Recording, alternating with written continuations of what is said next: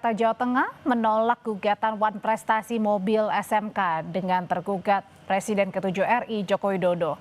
Pengadilan Negeri Surakarta, Jawa Tengah sebelumnya sudah menerima kesimpulan dan sejumlah bukti dari penggugat maupun tergugat.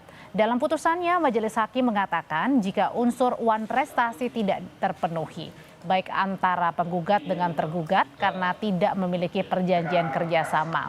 Kini tinggal menunggu langkah selanjutnya dari pihak penggugat. Apakah akan banding atau mengambil langkah lain dalam kasus ini? Majelis Hakim menilai bahwa tidak ada hubungan hukum perikatan di antara penggugat dengan para tergugat. Sehingga tuntutan penggugat agar para tergugat dinyatakan telah Wan Prestasi itu adalah tuntutan yang tidak mempunyai dasar hukum.